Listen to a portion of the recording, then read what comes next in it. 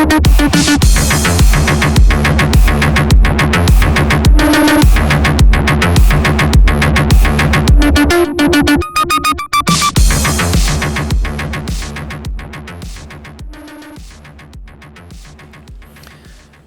everyone, my name is Alex Andrew and you're on my channel watching tutorial of my latest project nuke. As I promised, I will explain whole production process from the really beginning, early stages of tests when I was just playing with Phoenix and researching what I can get with its tools, trying different approaches to the needed effects, till the last stages of work, problem solving, optimization, preparation for the final scene and rendering. Also, I will show you how my draft render got its cinematic look on post-production. And after watching this tutorial, you will know how simple this project was if to follow a well-organized plan and use my experience, which I'm going to share with you here. My pre-production section was gathering references. In my opinion, every serious project should start with this high and good quality set of the refs, but just don't go crazy. You don't need to dive into the endless internet browsing. This is just an illusion that if you spend 1 or more 2 hours and find more and more pictures, that your work will be faster or your project will be better. I don't think so. It won't be like that. Probably you will just waste of your time, and during the work you will watch just 1 or 2 pictures every time. Here in this project I decided to take a few historical videos from the military tests with different bombs and shot from disaster explosion in Beirut in August 2020. These videos I used to teach my eyes and my brain to feel the real dynamic of the explosion, and also to research how smoke and dust moves in a big, extremely big explosions, how they differ, how bigger explosion appears more like a spheres and has no such a spikes as small or medium size explosions may have. Also, I was trying to understand what result I want to get. This was really important for me to know my exit point. Otherwise, I could just keep playing with settings with Phoenix and not getting to the next step. In another words, just time wasting. In addition to the video refs, I saved a couple pictures of the nuke explosions where I can indicate for myself how to separate explosion into simple elements and work with them one by one. Right now you are watching the best one, an airplane shot of the nuke explosion test. There are 3 main elements you can see, which we are going to replicate in 3dsMax individually. The first one is a main mushroom, the core explosion, and the second one ring of the high dust. I call it dust wave in my project. And the third one, an area of low and thin dust. I call it light dust in my project. Besides these 3 from the picture, I added several more elements. There are shockwave, it's a huge white sphere, foreground dust, a fake seam for the camera which continues my light dust simulation, but in a smaller scale, just in front of the camera, but with the higher quality and details. Another element was flying rocks and debris. And the final one is a rocket missile or a bomb, if you would. So these 7 elements are our tutorial chapters, and we will explore them one by one. Speaking of a software list which I used during the work, it is quite short. Basic CG platform was 3dsMax with several plugins like TriFlow demo version, Phoenix FD, the vray render. Ground generator was Gaea, but it could be different. For example, you can use a world generator, or even you can model your surface with by your hands and play with displacement, and you will achieve pretty same result. Post-production was made in Blackmagic Fusion. But again, it was super basic adjustments. You can achieve really same result with nuke or maybe After Effects. It will be same. And what about hardware? Well, here's another proof that the project is truly simple. 80% of work I did on my old Ryzen 5 3600 with only 64 gigabytes of RAM, and my 500 gigabytes of cache was saved to HDD. And I don't want to even mention what GPU I have on my PC. It's just enough to run my viewport. Only at the final stage of work, I did an upgrade of my PC to Ryzen 9 7950X and 128 gigabytes of RAM. And also I added dedicated NVMe SSD for cache just to speed up a little bit my viewport. But if the project was a little bit smaller in scale, I would manage to finish it even without no upgrades at all. So the last thing before we will jump into my project file, quick roadmap of this tutorial. We are about to start with a quick overview of my final scene where all elements are combined together. I will talk about how to manage such a complex scene, tricks which let me keep my work process smooth as possible. Then we will build element by element. We will start from the core explosion, then dust wave, shockwave, light dust. We will create desert environment in Gaea. Next part will be work with the camera, close-up elements like dust wave and rocks. We will animate missile for our explosion, some additional effects which you can see before the explosion happens. I will show you my lighting setup, settings for the thin sandstorm in the valley, preparations for my final render with its settings, and I will show you my post-production project inside the Fusion at the end. So let's go and watch my project scene first. Here we go. This is my 3dsMax scene of the Dune Nuke project, and as you can see, it looks quite clean, even minimalistic. Just the ground of the desert and the cache preview. But the most important part here is that simulation body is separated. As I mentioned during the overview of my references, I split it out a big and complex thing into a smaller and simple. So why I did this? Well, few reasons. First one, easier for PC to run the viewport.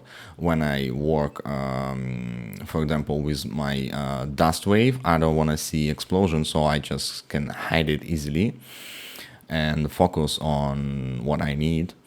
Second reason, that I can set different parameters for each element. For example, I like how my explosion look at the gravity 0.6, but for my dust wave I need something higher, for example, or fluidity settings. They could be also different for flames and dust or smoke. And the third reason is volumetric options in the rendering tab. They are also different because my light dust made from dust and sand. Meanwhile, my core explosion have a smoke shader, so I need to visualize them differently. For easy navigation, I split everything into layers. And this is another very important and key feature for keeping working process smooth instead of struggling with the selection of the needed emitter among dozens of other objects in my scene. I just hide them or unhide, and I can get what I need with a few clicks only. Keeping 3dsMax interactive is getting even more important, especially at the last stages of work. When the scene is really heavy, there is nothing worse than working with the scene where your FPS from viewport is nearly zero and objects that you click get selected within 1 minute delay. Another super useful feature in 3dsMax is selection sets. I use it a lot for my simulators.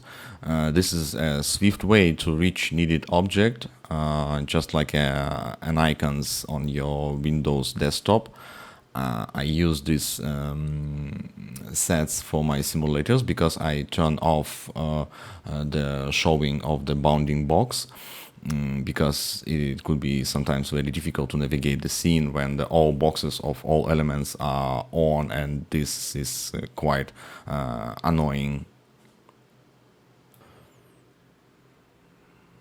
CG is an invisible lies. Here we are approaching to the first trick, which helped me to lie to the audience. Because of separation of the light dust seam and the small section of the foreground seam, I had to find a way to hide the border between these two and let viewer to see the wave of dust smoothly, seamlessly, and believe in approaching shockwave force.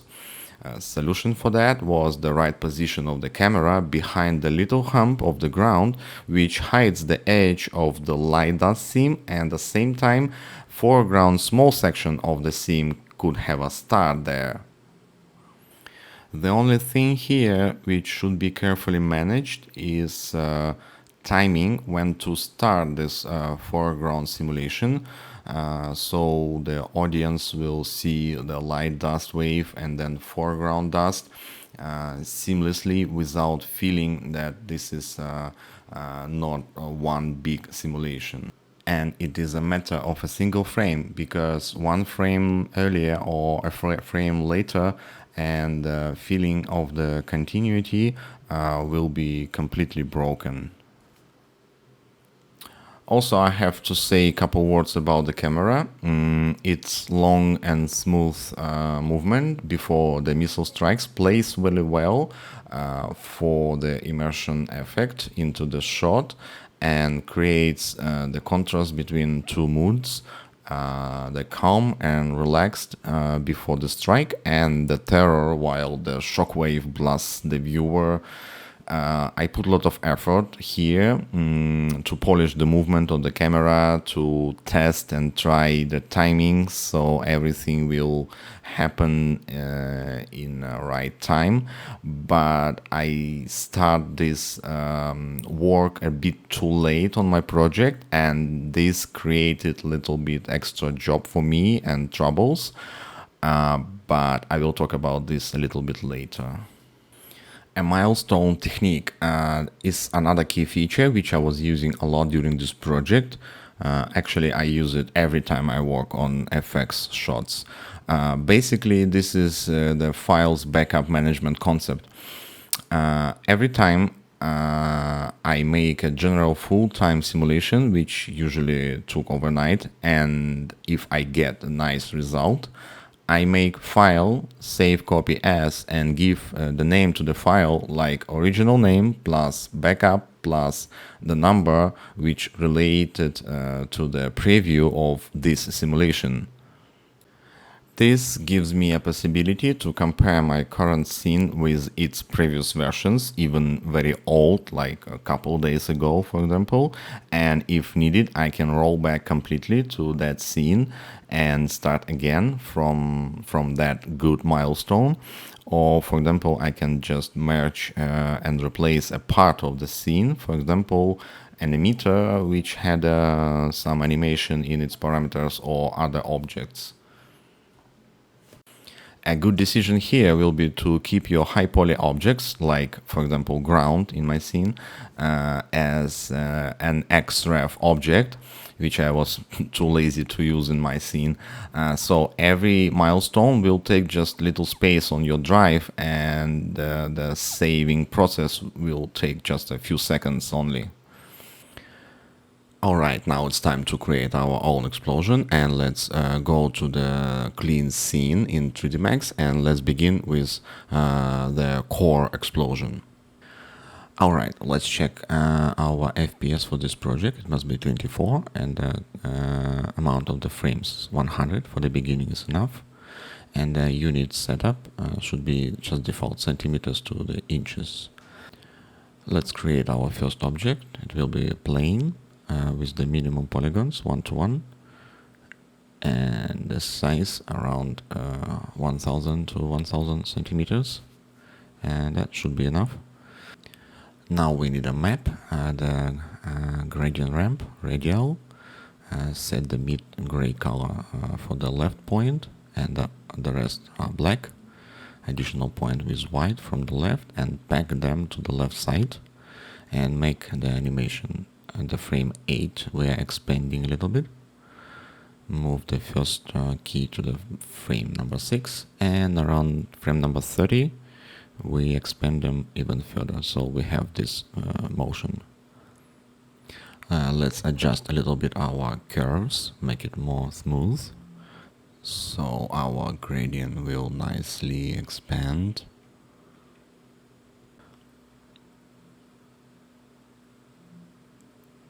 Maybe it's a little bit going too far, maybe decrease a little bit. And now it looks great. Yeah, that's okay. Now we can create our source and add our plane and simulation bounding box just to cover the space of the plane. Move it a little bit below. Let's add our source and the plane to the simulation and decrease the backup interval to 3, increase a little bit storage quality and output files address. Okay, now it's fine. Now we can add our map to the source, to the output velocity, temperature and smoke channels. And now we can animate our output velocity. This is very important. Let's check our graph. So it should be frame number 5 from 0, frame number 7 spike, it rises very fast, and keep going higher with maximum level at frame number 14 approximately, and the frame number 40 is fading out to the minimum level. Okay, now we can adjust our gravity 0.2, minimum cooling, smoke buoyancy negative minus 0.85, a lot of vorticity, fluidity PCG, quality is 50, that's enough, and steps per frame we need to animate from the level 6 to 14 and then back to steps per frame 3. Time scale also must be animated from 1.6 to 0.5.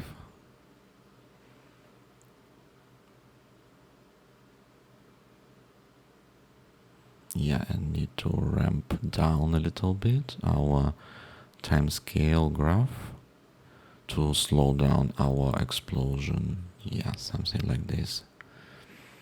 Randomizes minimum 0.1. Okay, now we're ready to start our simulation, and it's not working. We need to adjust our cell size, is too much. 7.5 will be okay, and start again. And this is what we get. Pause. Yeah, need to adjust. Let's check our map, and we need to fix a little bit our white point, go a little bit closer to the center.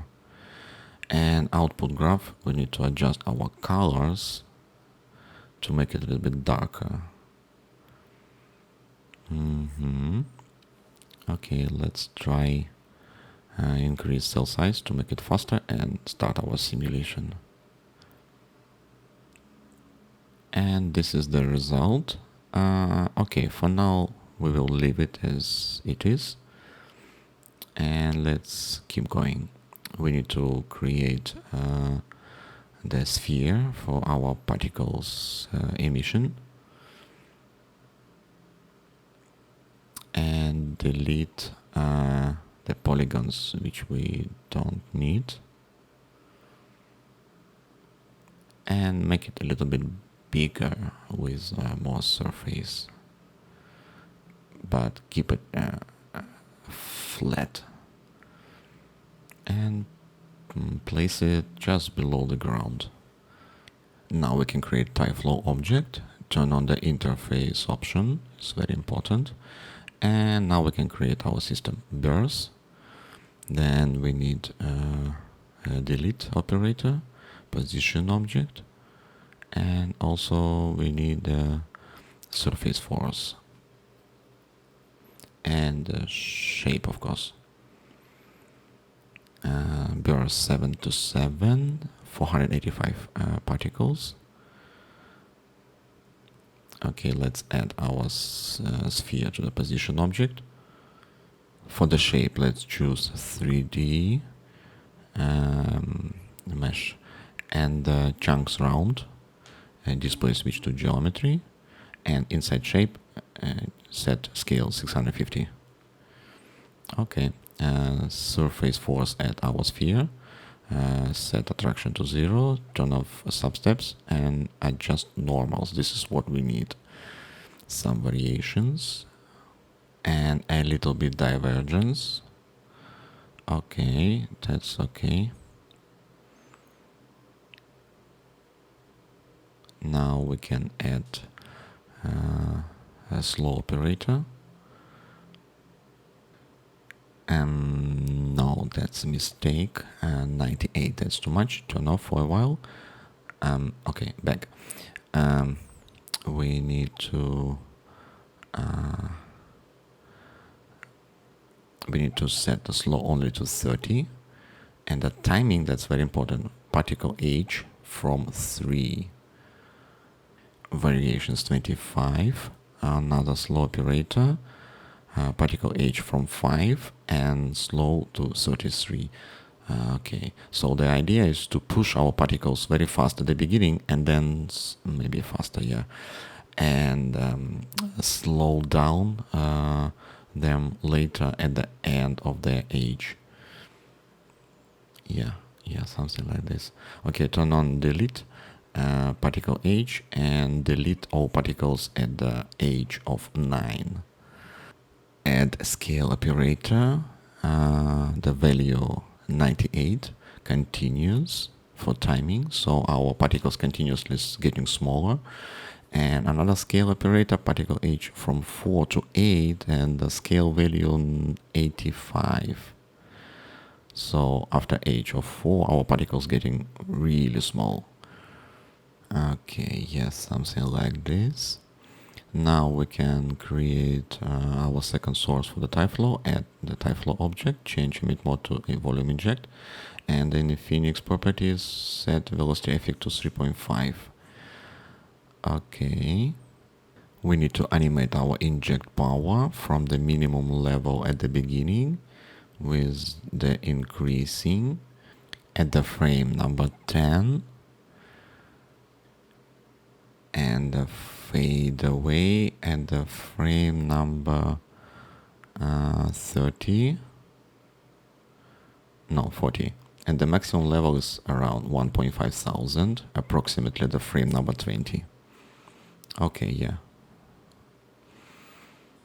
Move on. So now we need to animate our temperature. Also, the beginning is minimum 0, maximum level is 3000, and at frame number 25 we have 0 temperature, and the graph is like this.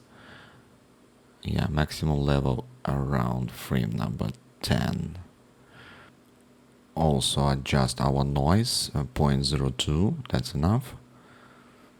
Okay, and now we can add to our simulation TypeFlow object and second source.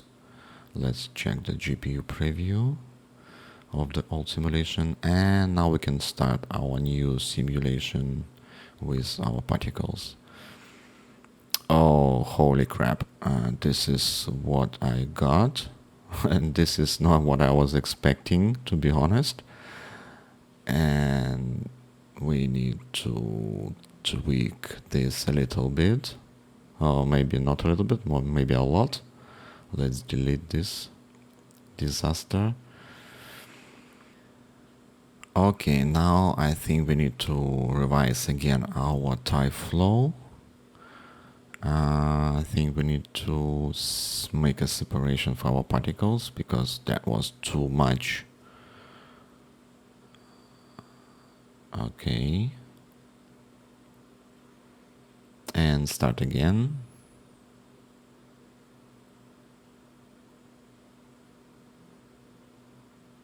Well, a little bit better, but still too much.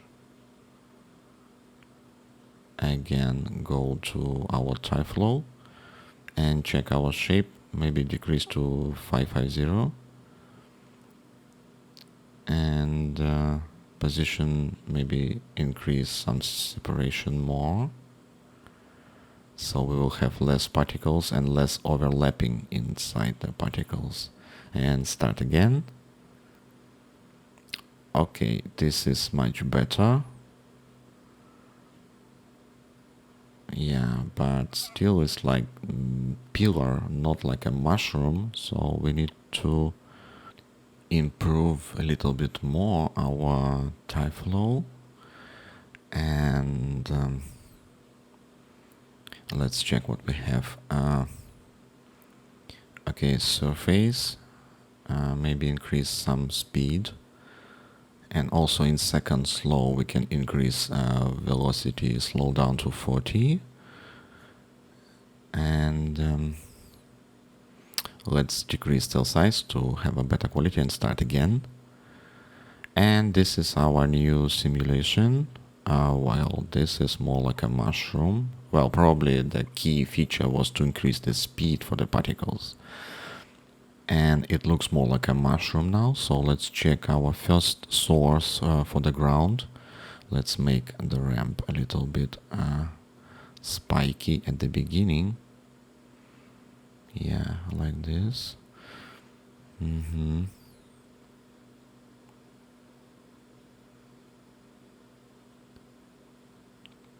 Okay, let's try our new simulation. And this is the result. Wow, this is not what I was expecting. Honestly, I don't like the emission of the smoke at the ground. It's very flat. I think we need to keep working with our first source, the ground source. Okay, let's check the graph and let's move back our fade away to frame number 40. Some laggy interface, sorry for that.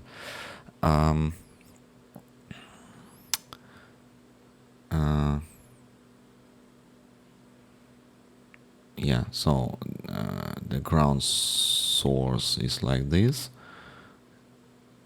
Also, let's animate temperature. We need 2000 of temperature at the frame number 9, and then go down to temperature 600 at the frame 14. As a result, we will have more smoke from the ground and less temperature. Let's try to simulate and check. Okay, maybe we will make bigger bounding box, decrease cell size as well to make higher quality, and try to simulate.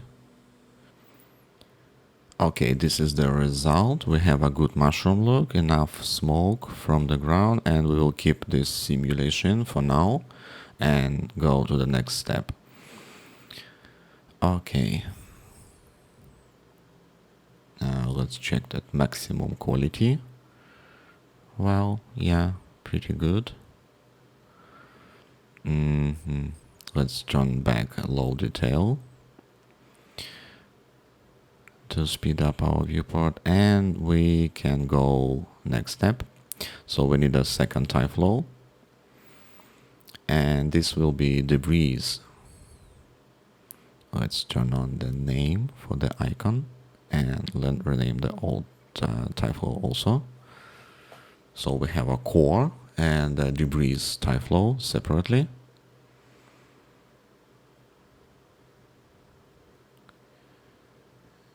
And I think we don't need another sphere. We can keep the old sphere, just make a copy, emitter debris, and just make it bigger. Yeah, I think we can use this object. And we need to animate and scale up at the frame number 7. And try to work with the graph. No.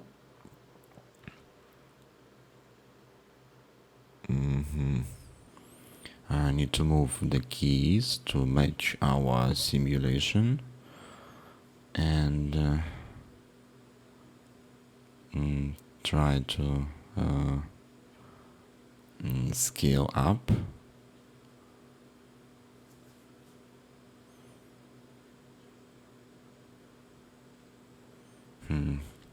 Trying to find the way how to work with the graph.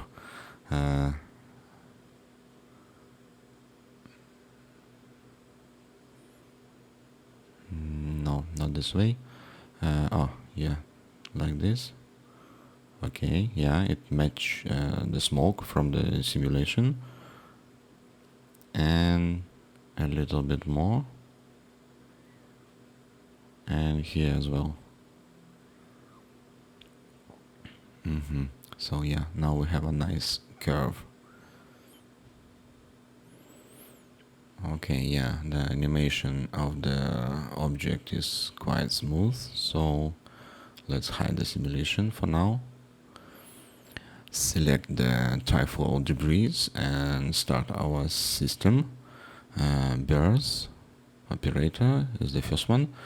Start from 9 to 13, 2000 particles. Let's make them red to see them really well. Let's add position object, surface force, and add our sphere object to both of them. Turn off simulate substeps, attraction to 0, and let's add some normals force, some variations, divergence, a little bit, not too much. And I think we need simulate substeps, yeah? Okay. And maybe less variation. And let's make more particles for test. And let's play with the texture. Place here the cellular map.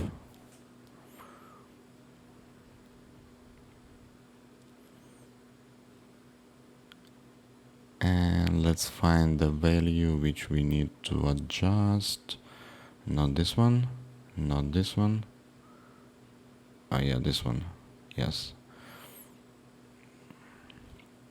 So basically the map will shift the animation by the map and will create some really nice variations based on the texture, not just a simple variation which is too random.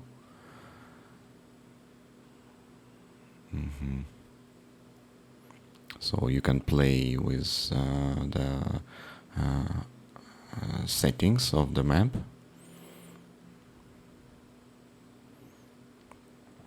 Let's decrease the particles. I think 8000 will be okay.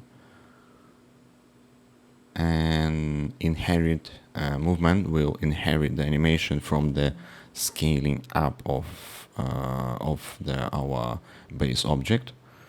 And you'll see 30% is already moves particles a little bit to the sides. Okay, let's add some force, gravity, I mean. Okay, not enough. This is too much. Maybe 5, 6. Okay, let's slow down our particles to 15 maybe.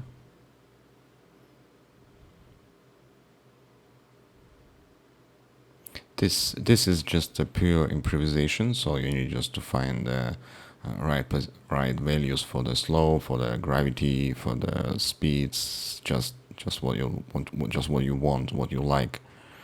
And still not good. Let's increase inherit. Yeah, from the top looks okay.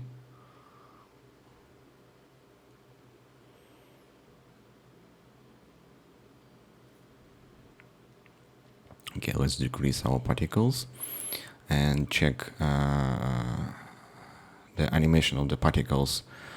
We need to operate spline path and create new, so we can see the trails of our particles. And yeah, we can see it's totally wrong.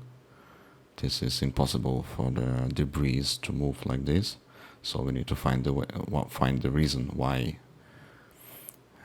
Okay, maybe gravity. No.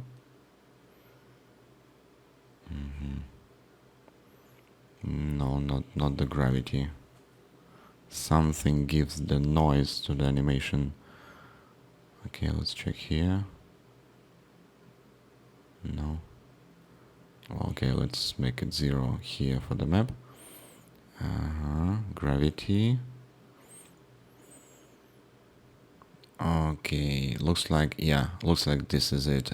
Timing should be on event entry, not continuous. So the particles will get their speed only at the beginning. Okay.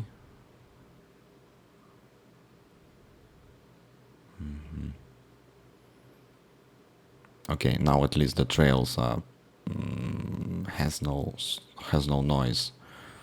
So now we can adjust the speed.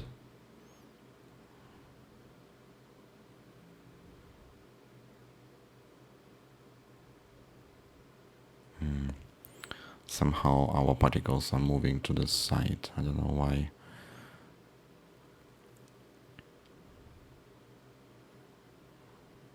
Yeah, looks like because of slow. Yeah, this option should be all values.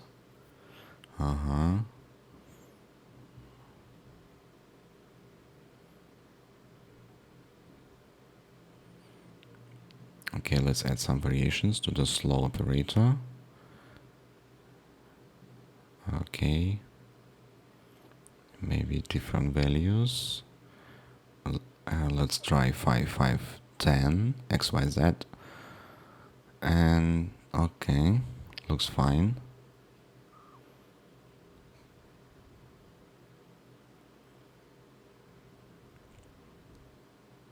Okay, let's delete our particles which are below ground level, and ground level will be calculated from the position Z. If it less than 0, then test delete. And as you see, every particle which gets Z coordinate less than 0, it been deleted. Let's adjust the animation for the birth.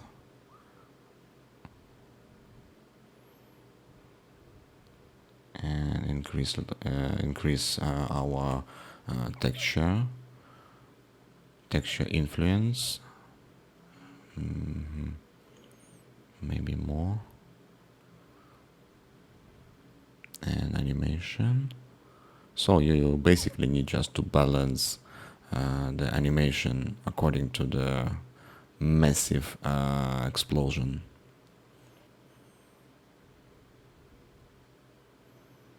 Okay, let's watch with the simulation. Okay, that's too much for this size. Yeah, that's too much. Okay, now we can animate our time scale. It will do the several jobs for us. It will slow down, and also it will shift the animation, and it will make lower also our particles closer to the ground. And let's compensate with the surface force and gravity. And yeah, now our particles are moving slower because of the timescale animation.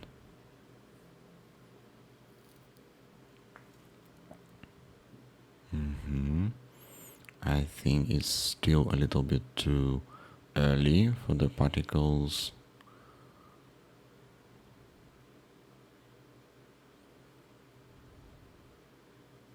Let's slow down a little bit more.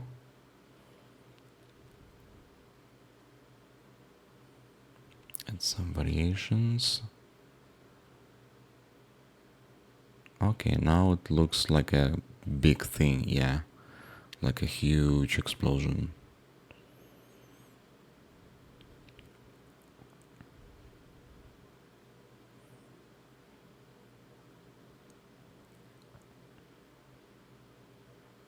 Okay, let's adjust our bursts to make it one frame past after the explosion.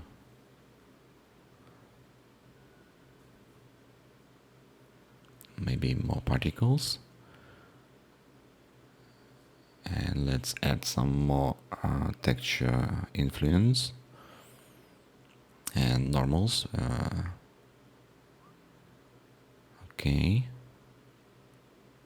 And shift our keys of the animation.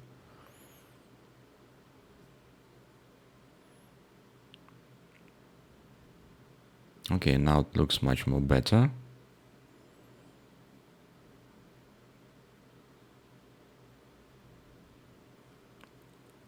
So we don't need any more spline paths. So now we can add shape operator and choose chunks round as usual. Switch to geometry display and play with the size 250 and some variations 300. Yeah, like this. These particles should be quite small actually.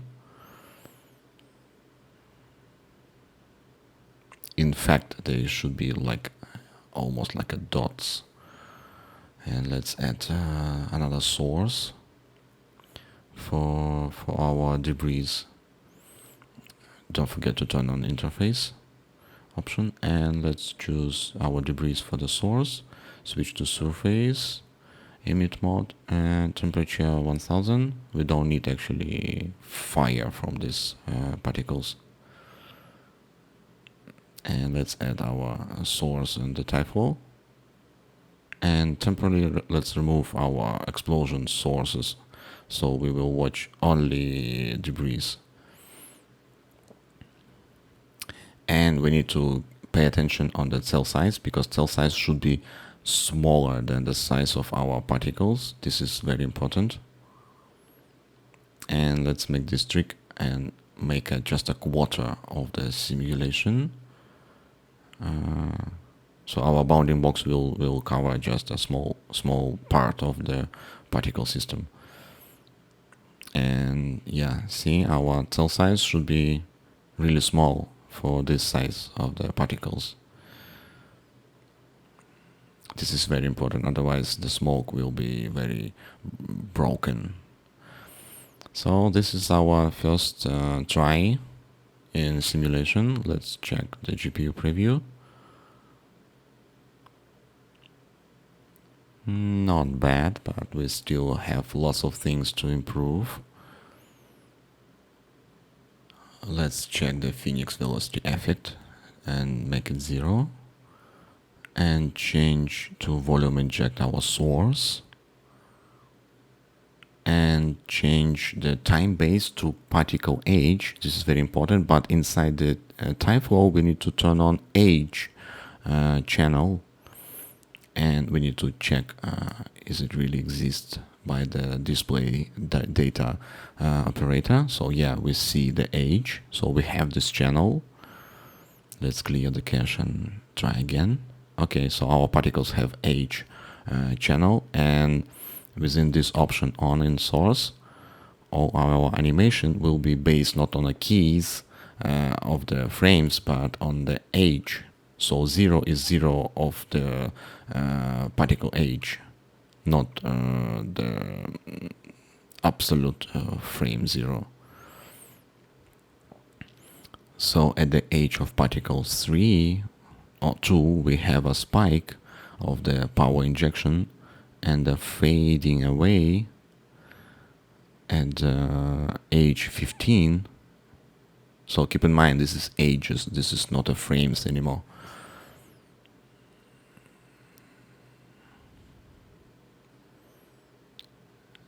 And let's add some noise. Delete previous and let's start simulation. Okay, we can see more smoke at the beginning according to our source, based on age of the particles. And we get less smoke with the time.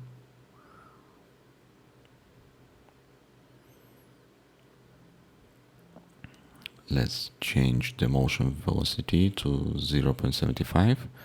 Let's back 0.75 to the velocity effect as well.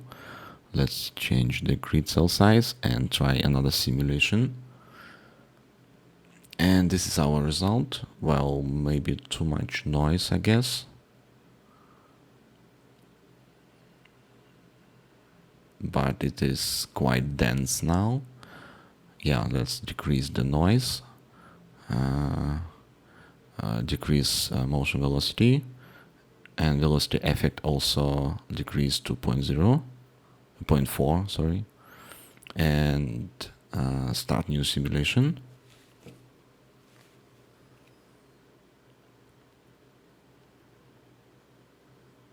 Okay, now we have a nice trails, not too noisy, and maybe we need more density for the smoke at the beginning especially.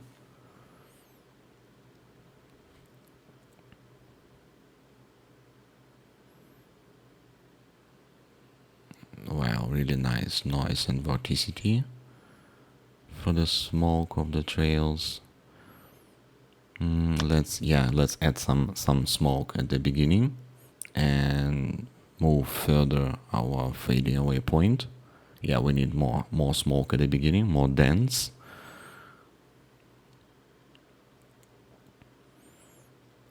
Okay.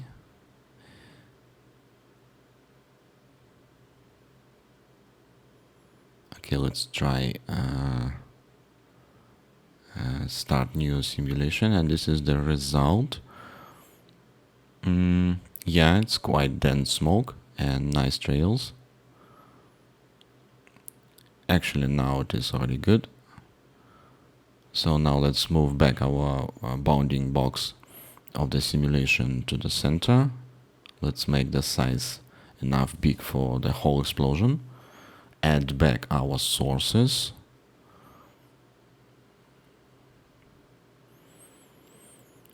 Alright, let's prepare for the new simulation. Let's use adaptive grid, threshold minimum, extra margin 10, so it will speed up our simulation. It will be able to start with the smaller scale of the bounding box than our initial size. And this is the result of the simulation. Well, that's okay, just fine. We have some things to improve. First of all, we need to decrease the particles emission because the smoke is too dense, it's too much. Maybe 2 times less. Okay. And let's, I think, animate the time scale to make it less, 0.5. And here, 0.2, so it will move slower.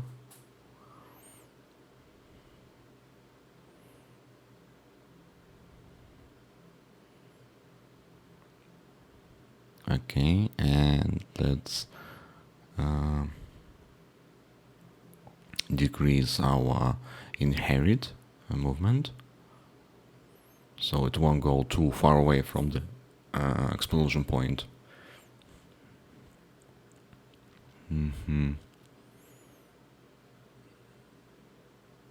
Okay, and let's add some additional speed, add to velocity and particle z.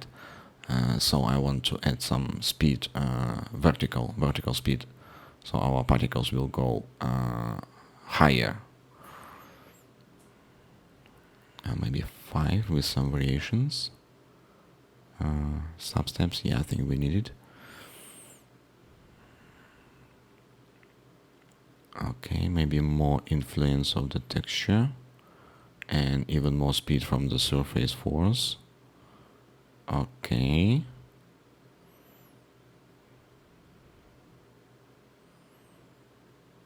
And what else? Maybe some variations. And here as well. As you see, I turned off the bounding box, so I cannot select my simulator. So let's select through the scene list and create a selection set.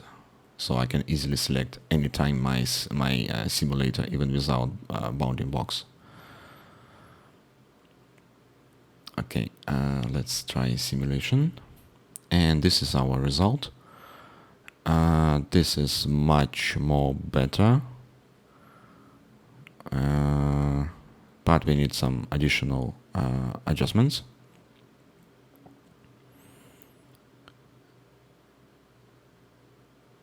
I think we need to work more with our debris particles. Let's animate the time scale even less, 0.4 at the beginning, maybe 35, yeah, 0.35.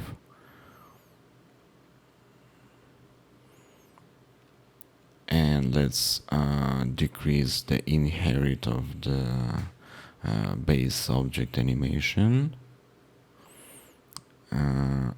Let's add some more vertical speed and some more variations.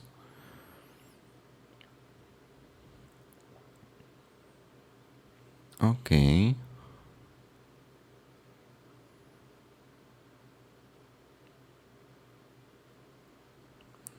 Let's try the slowdown operator.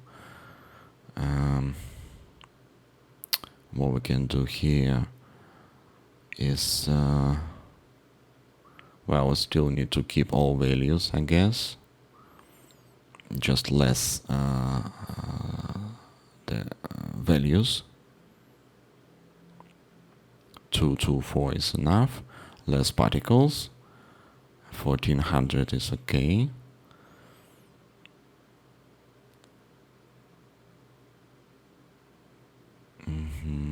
Actually, our explosion already looks fine. We need just to tune more a little bit the gravity to make it maybe a little bit taller, not that squeezed.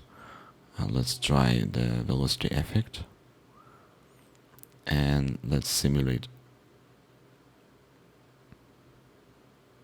And this is takes some time, this simulation, and our explosion is still not too tall, I would say. It's pretty same, maybe a bit more messy.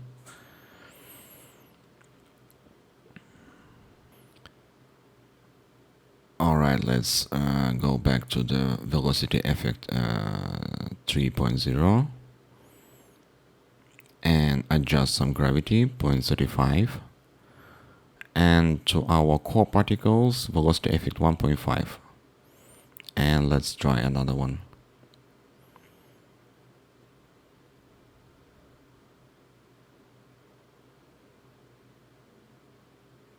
Okay, this is frame number 19, number 20, and it's still pretty same, I would say. Maybe less messy, but still not too tall. It's like squeezed mushroom. Okay, let's revise our basic source, the outgoing velocity. Let's move the keys to the one frame earlier and maybe increase some force. And yeah, the temperature also move forward one frame. And our core particles inject power. I think we need to increase to push further our mushroom head. So I think this will be better now. Let's try our simulation.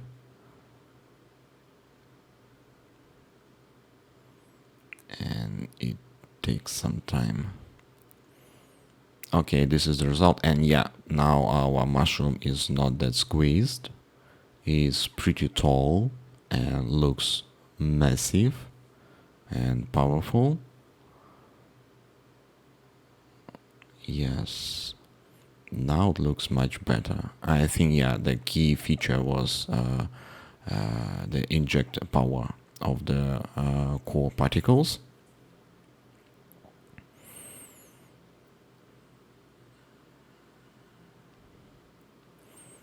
Let's decrease the randomized value,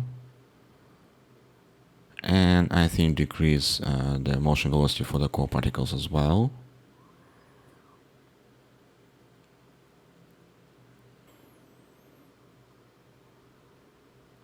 Okay, I think we are ready to start our new simulation, and I speed up the process a little bit.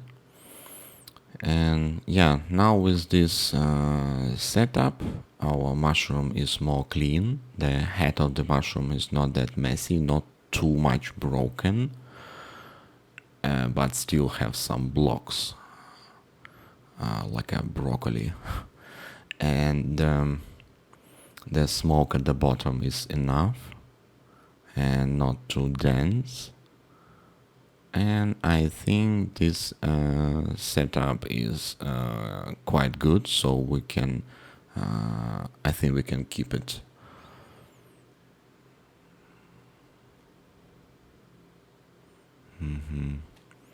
Yeah, quite beautiful head of the mushroom. It's still so much power, even despite it's already almost frame number 70, but still have lots of heat, and the temperature still going up.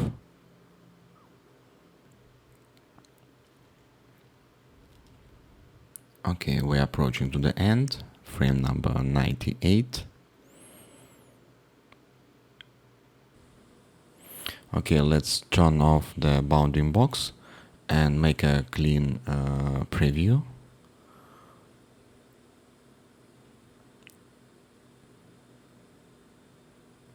And this is it. This is our explosion. Maybe later we will adjust a little bit, but for now I think we can keep it as it is.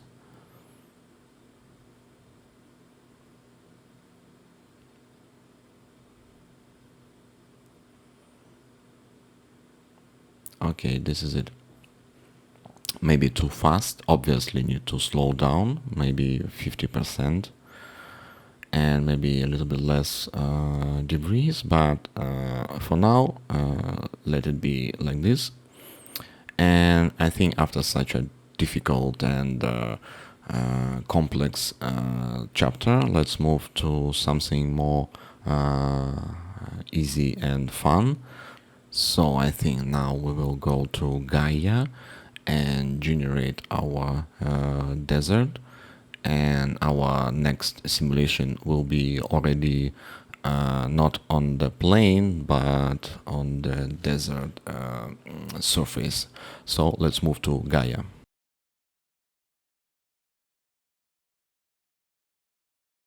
Okay, welcome to the Gaea. Let's delete our standard nodes, and we need a first node called draw. You can create by pressing tab and type draw, and inside draw, as you can guess, we can draw the location for our mountains. It's very simple. It's just like a Photoshop. So you can create your own surface, your own plan for the desert, for the mountains, and you can play with the parameters. Just what you like. You can choose any of them. I think I need the clean valley in the center and the mountains at the perimeter. So our second node is fold. Fold is just a node for some randomization of the mountains. It's just like a noise, kind of distortion. So you can play with the parameters as well. Basically, whole process in Gaea is just about playing with the parameters and watching the real-time result. So our third node is erosion, and erosion is very important node. It creates like a smooth transition between the mountains and the valleys, and you can play with the parameters as well, of course. Duration, rock softness, the strength. So the process is just about the playing with the parameters. So you can create any type of desert you like. There's no rules. It's just a pure art process. But of course you can just copy parameters from this tutorial.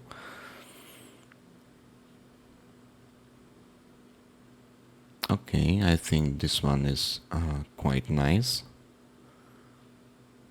Okay, next node we need is height. It will be the map between mountains and flat surfaces.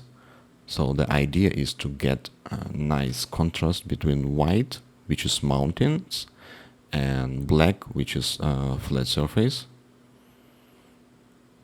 So it's like a map for the mountains. We need it to blend our texture later in 3dsMax.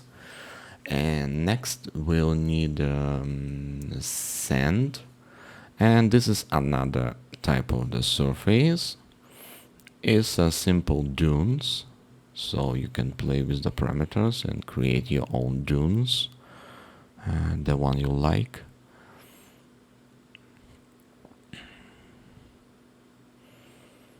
Okay, I think this one is fine. And now we need to combine our mountains with the valley and sand.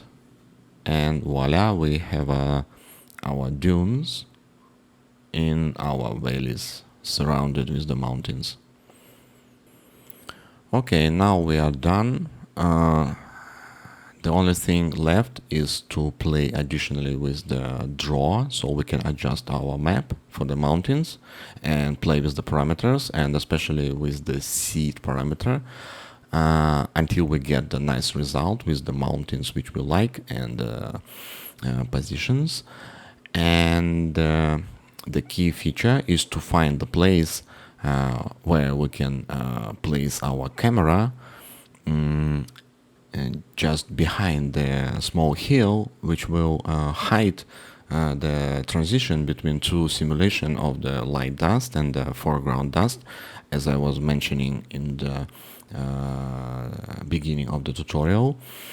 And I found this place for the camera, but I will cut from this tutorial the whole process of the searching for the parameters, and I will show you already the final result. Alright, this is what I got after approximately half an hour of the play with the draw node. So from the right side you can see my parameters, values, and now the last thing, I want to break a little bit the mountains at the background, at the horizon. So, oh yeah, I think this is what I need. Actually, I like it. So let's make 2K size of the simulation. On the top, you can see this drop list with different resolutions. Now we can choose the visualization for the viewport of our ground. Okay, this is the place I found for my camera. Yeah, here. So I can play with the visualization of the ground, with the colors.